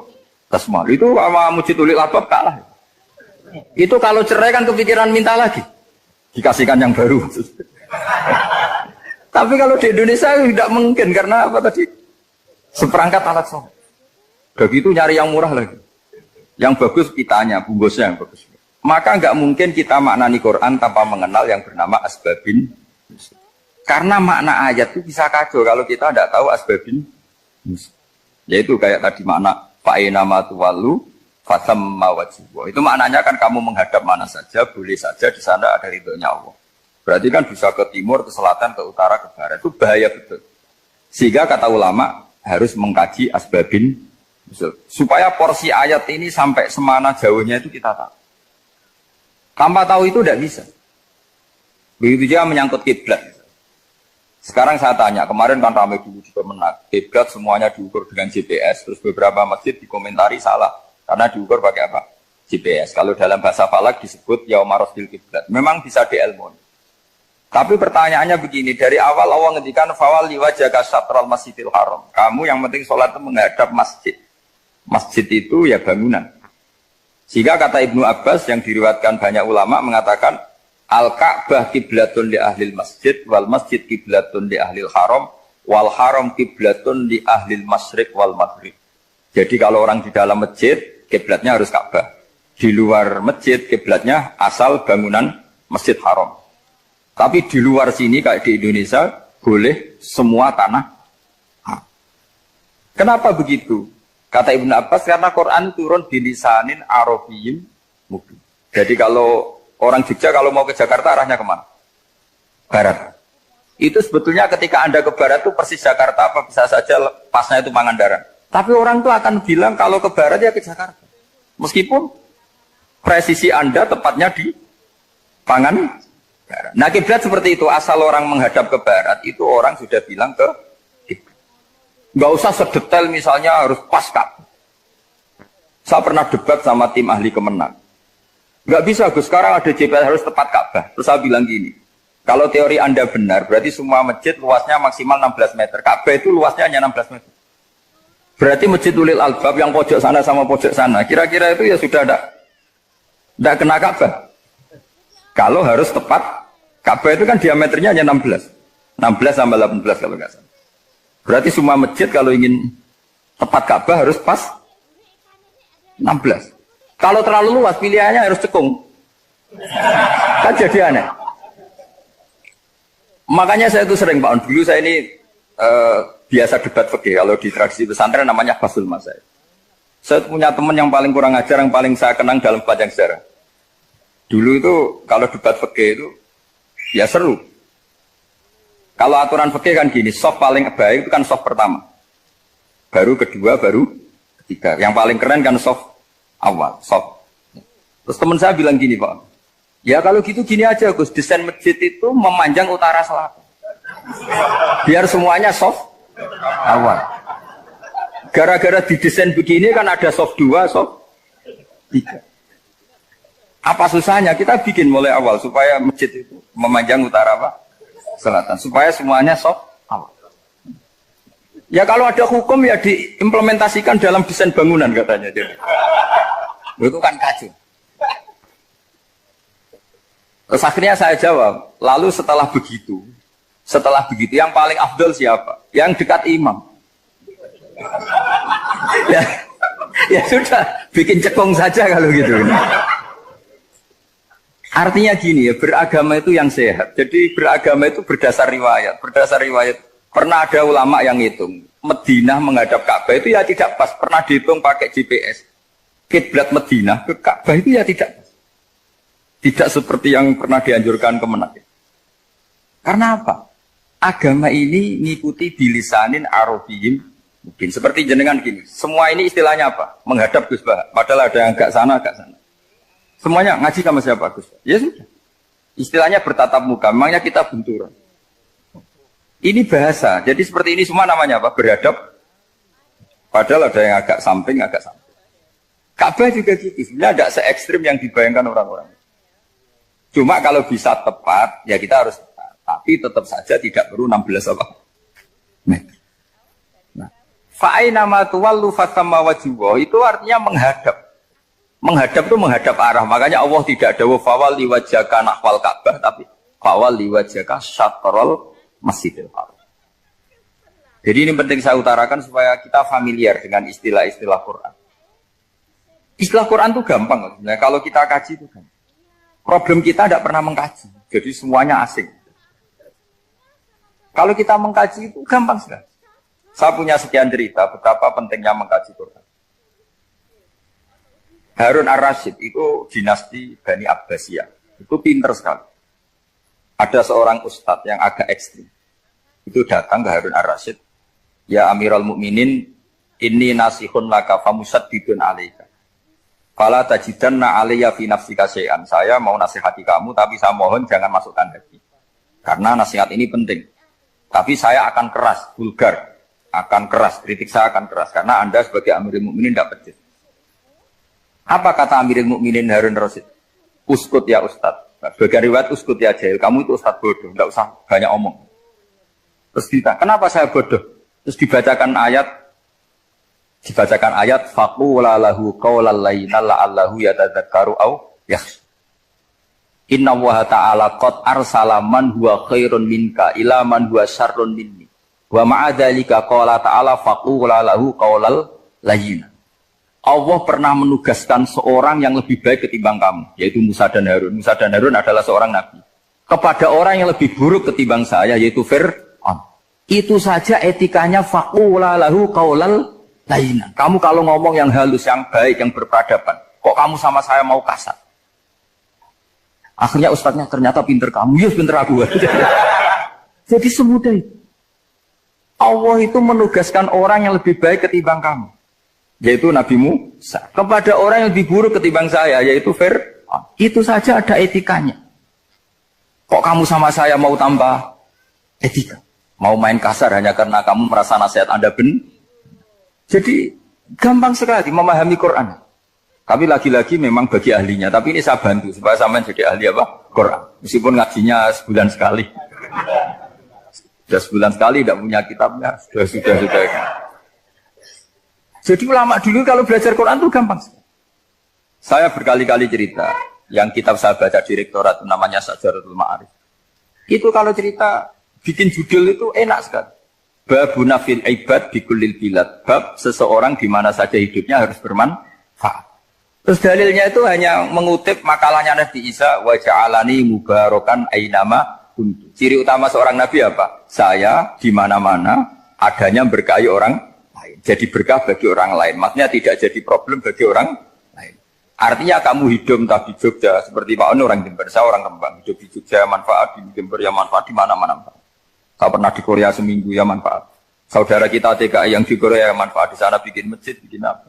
Karena ngendikane Allah menceritakan Nabi Isa siapa? Wa ja'alani mubarakan ainama kuntu. Saya adalah orang yang di mana-mana berkah. Artinya manusia eksistensinya harus seperti itu, hidup di mana saja.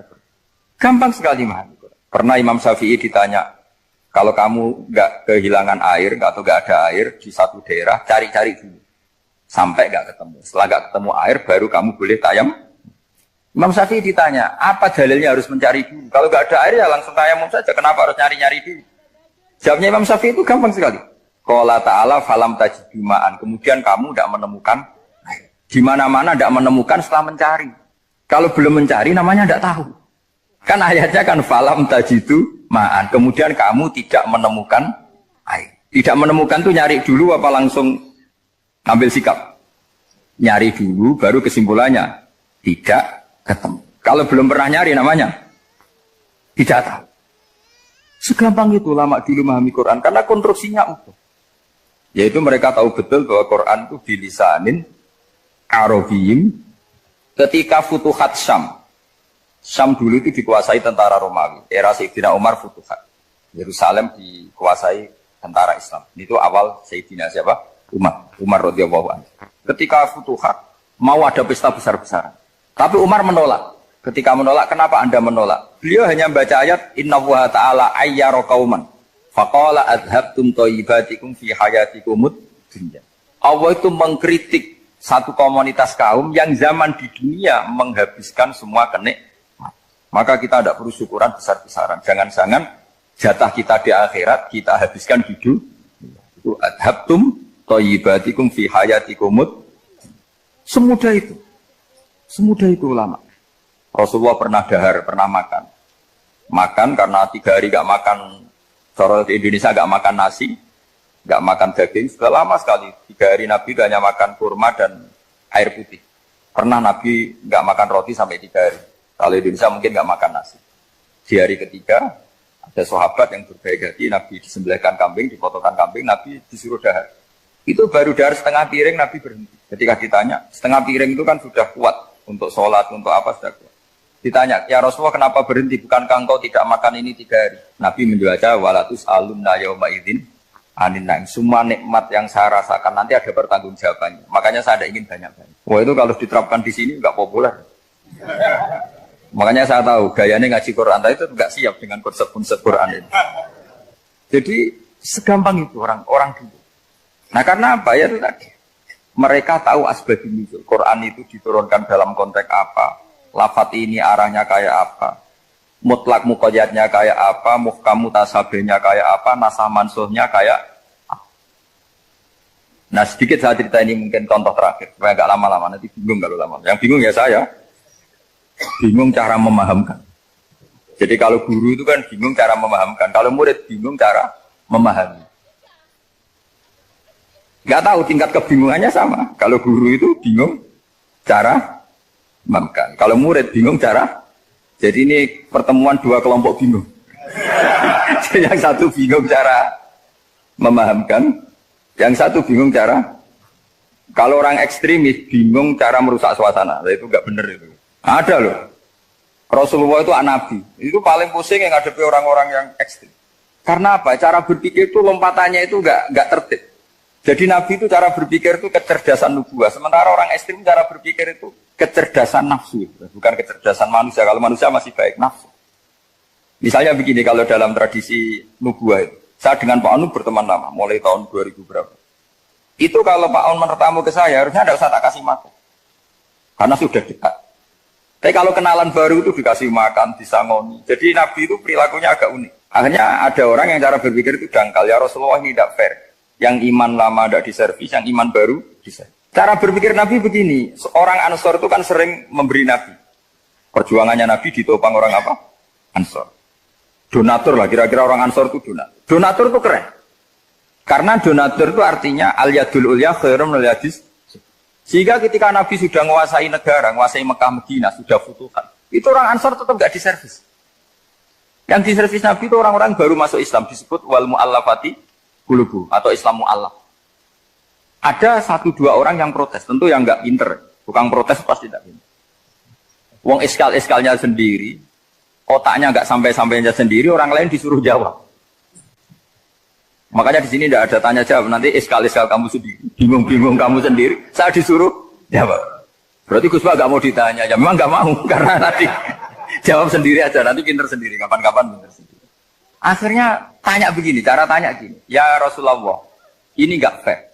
Orang sudah Islam lama setelah negara terbuka milik Anda, setelah kita menang, setelah kita menguasai negara, tidak kamu servis. Sementara yang baru Islam kamu, Nabi itu pertanyaan senyum-senyum, rileks saja. Lama-lama, tambah ekstrim pertanyaan. Kata Umar, ya Rasulullah saya beri izin untuk membunuh orang ini. Umar itu pikirannya karena mangkel lo Nabi. Nabi jangan. Kalau kamu bunuh, nanti apa kata orang banyak? Inna Muhammad dan yaktulu ashabah. Dikira Muhammad membunuh sahabatnya sendiri. Nabi masih mendengar. Komplainnya masih mendengar. Lama-lama Nabi memberi penjelasan. Kamu ini orang Ansor. Kamu biasa memberi saya, memberi dana perjuangan. Memberi itu hebat. Saya tidak ingin menurunkan grade Anda, grade sebagai pemberi, berarti kelasnya elit, sekarang menjadi penerima. Itu tidak bagus. Itu betapa Rasul ini namanya kecerdasan nubuah. Kalau orang biasa memberi, biar memberi saja. Supaya dia tetap heroik, tetap patriotik, tetap keren, karena mentalnya pemberi. Jangan sampai dari mental memberi, kemudian mentalnya peminta. Jadi kalau Pak On jadi tim suksesnya Pak Jokowi, dia tidak minta-minta. Kalau dulu kampanye, ya kampanye saja. Biar memberi terus gak pernah minta, meskipun akhirnya ya gelong. Tapi Nabi dulu tidak gitu. Jadi orang Ansor itu gak pernah diservis. Padahal jasanya kayak gitu. Supaya kelasnya tetap kelas elit, yaitu pemberi penanggung jawab. Nabi gak ingin orang Ansor turun grade menjadi penerima.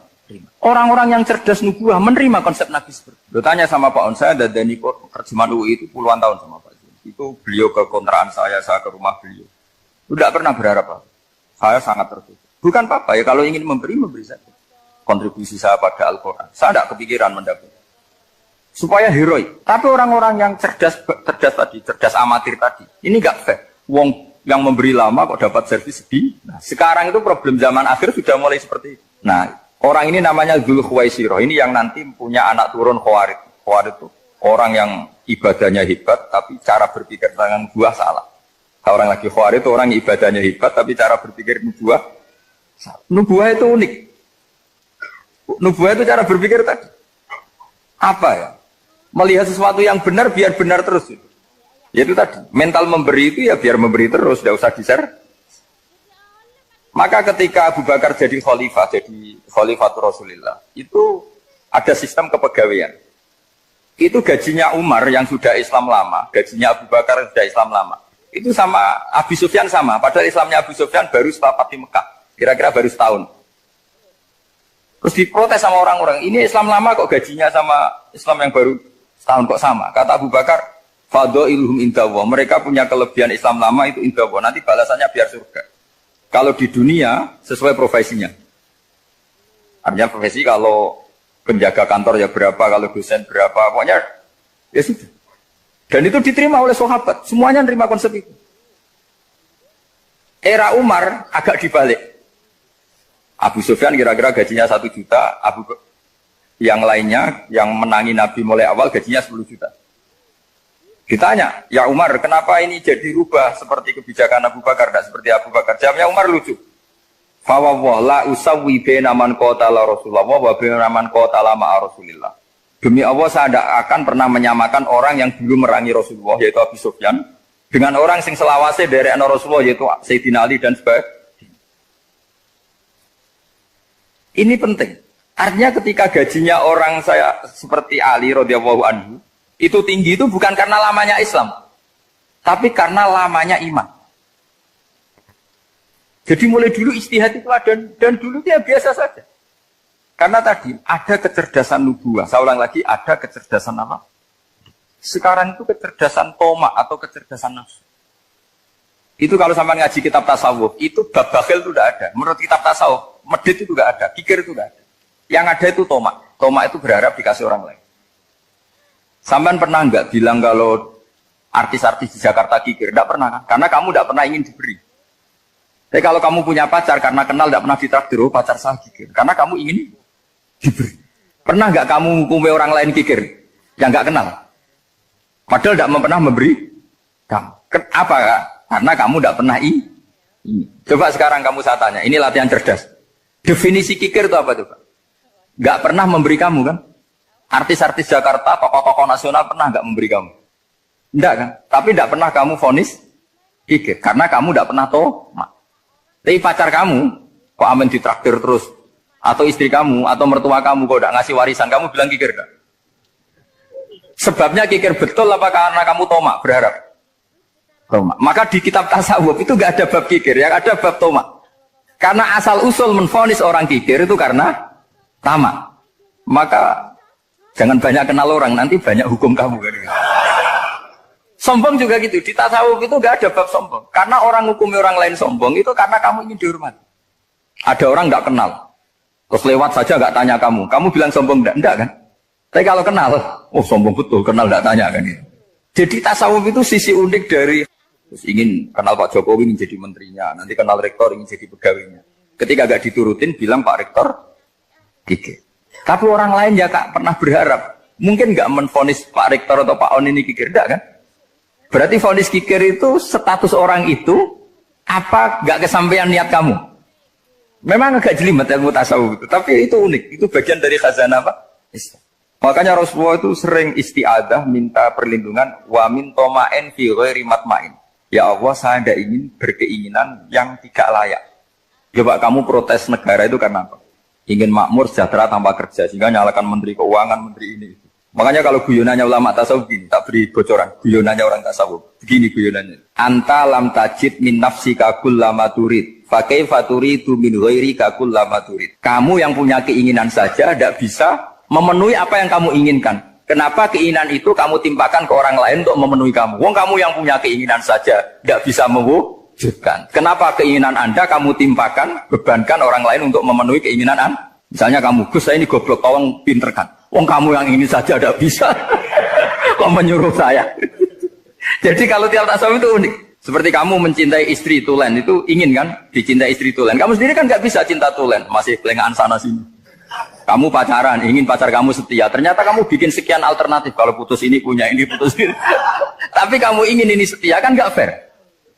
Makanya guyonnya orang tasawuf itu, anta lam tajid min nafsika kullama turid, fa kaifa turidu min ghairika kullama turid. Gampang tuh apalane, pokoknya ratrit gitu aja gampang. Jadi kamu yang punya keinginan saja tidak bisa memenuhi. Kok orang lain disuruh memenuhi. Sehingga orang tasawuf itu malu betul. Misalnya saya kok ingin Pak On takdim sama saya itu kurang penggawean. Kalau saya ingin ditakdimi saya menakdimi diri saya sendiri. Makanya berbahagialah orang yang ngilu terus saya ganteng sendiri ya Allah. Saya kaya sendiri. Menunggu orang lain bilang kamu kaya itu repot. Menunggu orang lain bilang kamu hebat itu sudah bilang aja ya Allah saya hebat, ya Allah saya ganteng, ya Allah saya cantik. Daripada menunggu orang lain bilang apa? Cantik. Jadi ilmu tasawuf itu unik. Jadi kalau fikih itu yang dikritik itu kikir. Kalau tasawuf enggak tomak. Karena orang yang kamu vonis kikir itu jangan-jangan tidak kikir tapi mementingkan yang lebih penting. Misalnya ada teman yang tidak pernah naksir kamu, ternyata punya ibu sakit, uangnya dianggarkan untuk ibunya yang sakit, atau anaknya sekolah, atau keluarganya masih butuh dia, ya, sehingga sama teman dia kikir. Hakikatnya kikir apa mementingkan yang penting? Tapi kamu karena nggak pernah ditakdir menvonis kikir. Nah ini pelajaran, jadi makanya yang diantaini ilmu tasawuf itu tomak, tamak, jadi kalau dalam bahasa Indonesia, bukan kikir. Karena vonis kikir itu akan disematkan orang yang tidak kesampaian hajatnya. Pokoknya bapak saya itu, keluarga kiai itu ajarannya itu. Yang penting jangan berharap dari orang lain. Ini Pak On saksinya, saya dulu benahin terjemah itu nggak pernah ingin diperlakukan seperti ini. Ya ngaji aja. Karena pikirannya keluarga kiai itu sederhana. Kalau ngamal ya ngamal saja. Ngamal itu heroik. Makanya buyut-buyut kita semua ini kan pahlawan semua. Membela negara Indonesia jadi merdeka. Ya nggak pernah kebayang jadi presiden, menteri. Tapi sekarang nggak, ngamal sedikit saja harus jadi menteri. Jadi ini bahaya kalau dalam kelangsungan bernegara karena orang biasa transaksional. Awal negara ini dibangun berdasar heroik, bukan berdasar apa? Transaksional. Tapi sekarang orang akan membiasakan itu. Apa-apa itu transaksional. Ini tidak bagus untuk kelangsungan bernegara. Apalagi kelangsungan beragama. Sehingga seperti saya ini masih punya desa-desa binaan di Sragen, di pedalaman Papua sekalipun. Saya punya santri banyak di Papua. Itu kalau cerita itu unik-unik. Itu mau Jumatan, itu nggak ada orang 40. Sudah datang setengah 12. Itu datangnya 3 jam. Di situ mau ketemu santri 3. Akhirnya mereka tanya gini, Pak. Pertanyaannya itu, Gus, boleh nggak Jumatan orang 3? Secara fikih Syafi'i kan harus orang 4. Kemudian mereka tak bilang, buat sholat duhur saja. Mereka nggak mau. Wong Jumat-Jumat kok duhur. Harinya kan Jumat, masa sholatnya? Sehingga kita yang jadi kiai akhirnya nyari fikul madzhabil arba, nyari fikih madzhab 4. Ternyata Imam Malik membolehkan orang 6. Ada yang bilang 12. Yang penting keceluk jamun itu kelompok. Kalau 3 kan belum keceluk apa? Belum disebut apa? Ini penting saya utarakan supaya kita berjuang itu bukan karena selfish seperti ini. Tapi yang namanya dakwah itu menjadikan orang tidak tahu menjadi tahu. Termasuk kepada desa-desa tertinggi. Sama. Yang namanya menteri itu pembantu presiden untuk memenuhi kebutuhan rakyat banyak. Sekarang misalnya menteri pertaniannya itu hebat, cerdas, tapi petani nggak mau nandur padi, mau apa itu? Coba yang membantu ketahanan pangan itu para petani mau nanam padi apa karena menteri pertanian? Karena petani mau nanam. Ya sudah GR saja, kita pembantu presiden semua. Karena ikut menyumbangkan ketahanan pangan. Tapi kamu kan nggak digaji, kita keren, ngamal tambah harap gaji. Ini penting supaya Anda itu nggak hati kecil gitu. Ikut menyumbang negara tanpa ingin dapat gaji. Keren nggak? Nah itu nubuah. Apa? Nubuah. Orang Ansor itu seperti itu. Sehingga ketika Rasulullah wafat dan ada kompetisi kepemimpinan, itu orang Ansor gak ikut. Sudah kita makmum saja, silahkan dibagi di. Saking baiknya orang ini. Nah, makanya saya ulang lagi ya. Kecerdasan nubuah ini yang enggak difahami orang Khawarij. Orang Khawarij cara berpikir yang kerja banyak harus dapat banyak. Sementara kecerdasan nubuah enggak. Yang biasa memberi terus memberi saja. Ini saya baca supaya dapat berkahnya ulama-ulama dulu. Karena ini dikarang oleh ulama yang dipakai rujukan seluruh dunia. Begini, qala Ibnu Taimiyah ma'rifatu sababin nuzuli yu'inu ala fahmil ayat. Jadi mengenali asbabun nuzul itu membantu memahami secara benar ayat itu. Karena tadi kalau ayat itu dipotong itu maknanya bisa kacau kayak tadi famastam ta'tum bihi minhunna fa'atuhunna ujurun. Kalau diterjemah itu kan mendukung kawin mut'ah. Kalau terjemahnya saja perempuan siapa saja yang pernah kamu nikmati yang penting kamu bayar, itu kan aliran sesat dan menyesatkan. Itu konteks asbabun nuzul tidak seperti itu. Perempuan yang sudah menjadi istri kamu, seolah lagi perempuan yang sudah menjadi istri kamu, jika sudah kamu hubungan intim, maka maharnya harus dibayar penuh. Tapi kalau belum hubungan intim, maharnya hanya wajib separuh. Fanis huma farotum illa ayakuna au ya'faladhi biyadihi ubdatun nikah. Tapi tadi kalau di Indonesia gimana Gus? Ya itu yang repotnya. Maharnya itu tadi mau kena atasan dan apa? Wah kacau kalau di Indonesia.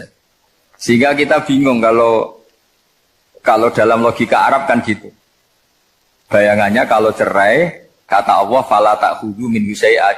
Harta yang sudah kamu berikan ke istri jangan diambil lagi. Sampai dilarang ngambil tuh karena jumlahnya banyak sehingga kepikiran ngambil. Kalau di Jawa nggak usah dilarang sudah tidak akan ngambil karena rukuhnya sudah lulus.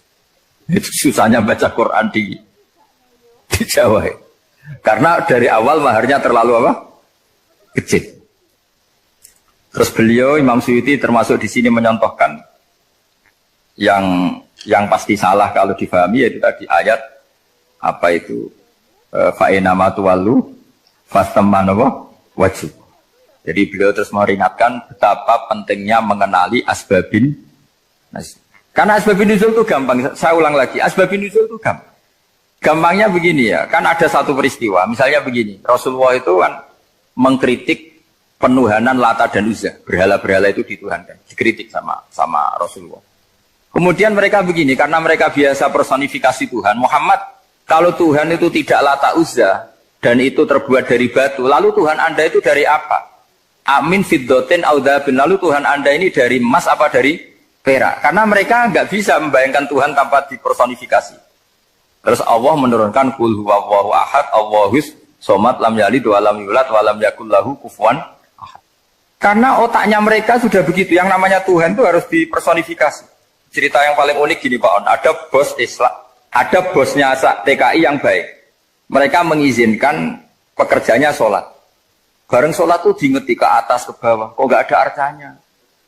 Sehingga setelah sholat dibilang, apa saya berikan berhala sekalipun? Karena gak kebayang, ada orang sholat kok tanpa berhala, tanpa Tuhan. Yang kamu sembah itu mana? Kok gak ada? Apa tak belikan? Jadi unik. Nah teman saya yang satu unik lagi, dia termasuk pegawai Garuda, yang derekno saya ke Korea itu orang pegawai Garuda. Dia karena orang kaya biasa ke Eropa kemana-mana itu. Singkat cerita dia sholat di mall. Karena nganggep Korea itu sudah negara maju kayak Eropa. Setelah sholat di mall pas asar itu, security-nya nelpon polisi. Pak polisi di sini ada ritual teroris. Jadi kalau menamakan sholat itu ritual. Jadi artinya apa? Ritual-ritual yang kita lakukan itu macam-macam cara pandang. Orang ateis itu kan Cina kan Korea itu kan ya Cina lah, Korea, Jepang, RRC itu kan sipit. Itu ya yang namanya ibadah sembahyang harus ada patungnya atau ada arcanya atau ada benda-benda. Orang Islam kan nggak ada sama. Makanya mereka itu kok bisa? Problemnya kita, saya ulang lagi, ini problemnya. Problemnya kalau ada itu ya repot.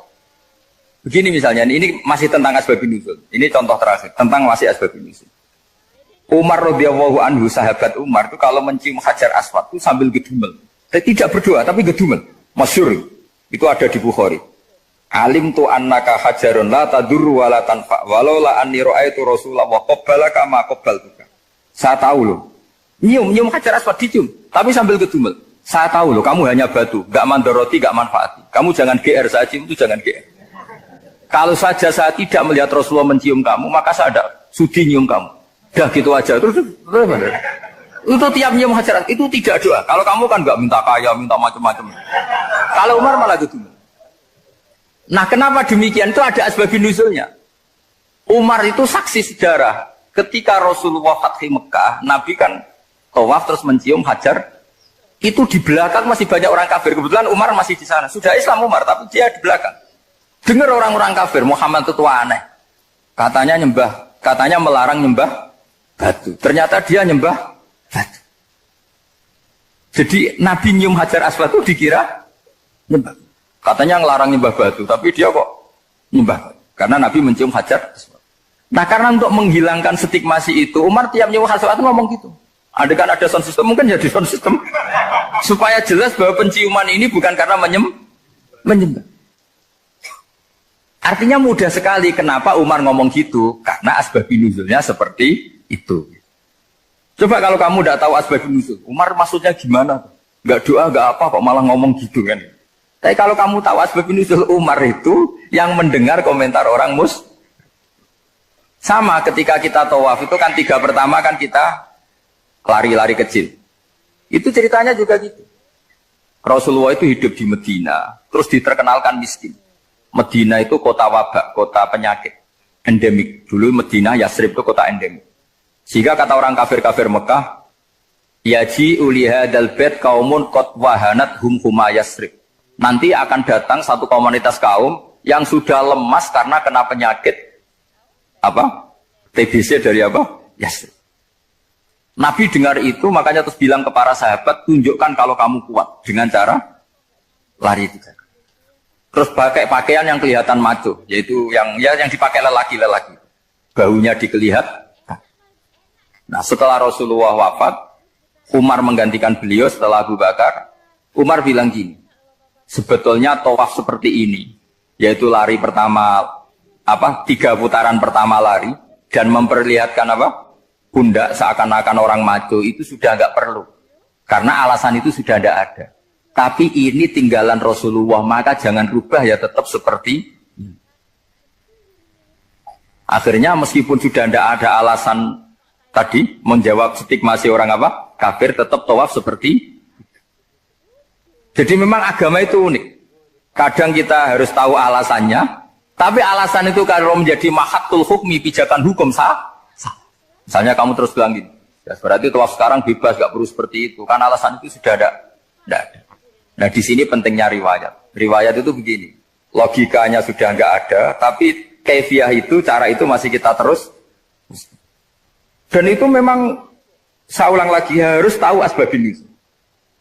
Saya beri contoh ya misalnya, wa idza darabtum fil ardi falaysa 'alaikum junahun an taqsuru minas shalah. Terus ayatnya di mana? In khiftum ayyaftinakumul ladzina kafaru. Jika kamu pergi dalam keadaan takut ditangkap orang kafir atau takut diculik orang kafir, maka kamu boleh mengqasar salat. Itu jelas ada ayat in khiftum ayyaftinakumul ladzina kafaru. Jika kamu takut diculik orang kafir. Sehingga ketika Ba'da Fathi Mekah, setelah Mekah dikuasai Islam, Umar tanya, "Ya Rasulullah, kenapa engkau masih salat qasar? Bukankah kita sudah aman?" Waqad qala ta'ala in khiftum ayyaftinakumul ladzina kafaru, Allah ngendikan boleh mengqasar itu kalau dalam kondisi takut. Waqad kunna fi amrin, sekarang kita sudah aman. Jawabannya Rasulullah itu unik. Ya Umar hadhihi shadaqatun faqbalu shadaqah. Ini sedekahnya Allah, bonus sudah terima saja, enggak usah catatan-catatan gitu. Sehingga era Umar ya ada lagi yang tanya Umar begitu. Kata Umar, sa'altu dzalika Rasulullah sallallahu alaihi wasallam faqala hadhihi shadaqatu wa faqbalu shadaqah. Sudah ini bonus dari Allah, terima saja. Ini kan unik. Padahal kalau secara disiplin ilmu kan begini. Kamu boleh mengqasar sholat kalau dalam bepergian dan dalam keadaan takut. Logika hukumnya kalau tidak takut, tidak usah. Sama seperti begini. Kamu kalau pergi jauh seperti saya Pak On, itu ngosor sholat apa enggak ngosor kan? Alasannya kalau kosor itu, kalau pergi itu masyakot, repot. Sekarang pergi kita pakai Alphard, pakai Innova. Bawa uang, disupirin, itu masyakot enggak? Enggak kan? Tetap boleh jamaah enggak? Boleh. Sebenarnya kamu jamak itu karena pengetahuan hukum apa karena enak jamak? Kalau alasannya masyakot, kan sekarang sudah ada. Nggak repot. Ya sudah pakai hadis tadi, ini hadiah, terima saja. Jadi makanya agama itu riwayat. Tapi ada saja ulama yang agak balik loh. Agak balik gini, banyak juga ulama misalnya duwe gawe, ibunya sakit terus ribet jamak sholat. Kenapa? Ribet ngurumat ibu. Makanya ada saja kiai yang duwe gawe mantu itu terus jamak sholat, tapi jangan ikuti.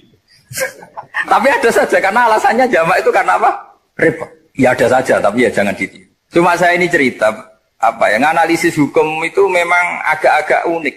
Jadi tadi kadang Nabi itu ditanya, ya Rasulullah kita dulu boleh jamak qasar ini kan karena in khiftum ayyafinakumul ladzina kafaru, takut diancam orang kafir. Sekarang aman, kenapa tetap jamak?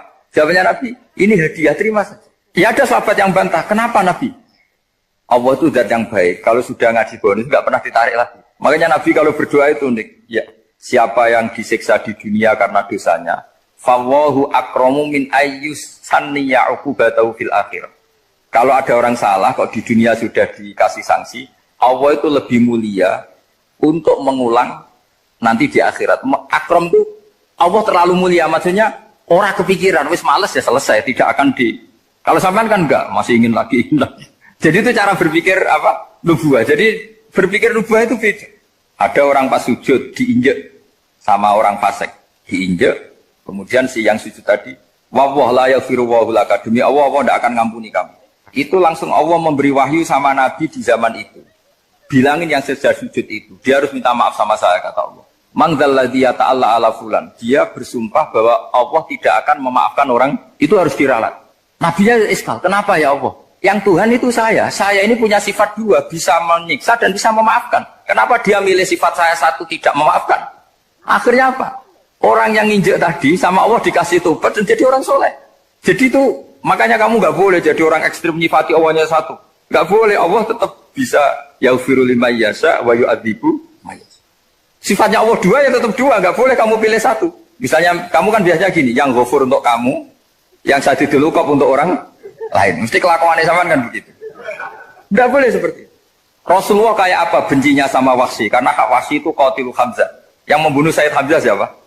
Itu bencinya bukan main Rasulullah. Sampai maksud-maksud Wahsy. Tapi sama Allah malah diturunkan ayat laisa laka minal amri syai'un aw yatuba alaihim aw yu'adzib. Muhammad, meskipun kamu kekasih saya itu tidak wilayah kamu, maafkan atau enggak, terserah saya, kata Allah. Ternyata betul, malah Wahsy dikasih tobat. Nah sekarang enggak, orang itu nyifati Allah sama orang lain sadidul iqab, kalau sama dirinya enggak boleh seperti itu. Allah ya sifatnya tetap. Jadi boleh kamu misalnya berdoa, ya Allah mbak yang cantik itu semoga dapat jadi istri saya. Mbaknya juga boleh berdoa, ya Allah naudzubillah min dzalik. Jadi ini adu kekuatan, nanti terserah nanti Allah pihak yang mana. Kayaknya pihak yang perempuan. Karena kasihan kan kalau cantik dapat orang apa? Saya tuh andaikan boleh fatwa fikih, yang saya haramkan tuh orang jelek dapat orang jelek. Karena kasihan anak-anaknya, tahu-tahu jelek banget. Jadi itu kan kasihan itu. Jadi dalam Islam itu seperti itu. Jadi apapun benci kita sama musuh kita, Allah bisa saja memperlakukan musuh kita secara baik. Karena Allah itu yaghfir. Tetap kita harus sifati Allah yaghfiru liman yasha wa yu'adzibu. Jangan karena kita benci seseorang seakan-akan Allah sama dia pasti menyek. Itu yang dicontohkan Allah kepada Rasulnya, itu beliau tidak cocok sama Wahsy, malah Wahsy dikasih petunjuk. Makanya terus ada ayat apa laisa laka minal amri syai'un aw yatuba alaihim aw yu'adzib. Muhammad, tidak wilayah kamu, saya menentukan mengadab atau Makanya rata-rata kiai ulama itu halim. Orang halim itu rileks. Layinal janib, tidak gampang menvonis orang lain. Biar Allah tetap dengan sifatnya yaf'alu ma biasa, bahwa Allah bisa melakukan apa saja. Soal kamu benci sama seorang, benci saja atas nama kamu. Jangan nyatut-nyatut Allah. Misalnya kamu cinta seseorang, wah ini yang calon presiden ini harus jadi presiden. Ternyata Allah menghendaki jadi menteri, mau apa? Ya Allah yaf'alu ma biasa, mau apa coba? Yang kiai atau Pak On, GPAI, patutnya kan Menteri Agama itu Pak On. Tapi kalau Pak yang takdir gitu mau apa ya sudah, Allah ya falu, santai. Itu rileksnya ahlul ilmi, ya sudah santai saja. Ini negaranya Allah, ini kerajaan Allah, ini buminya Allah, ya Allah biarin ya falu. Mas, jadi Tuhan Allah kamu yang repot. Jadi Tuhan itu Allah kamu yang repot. Ya Allah biar tetap ya falu, mayasa. Allah boleh yaghfir liman yasha wa ya'tibu mayasa.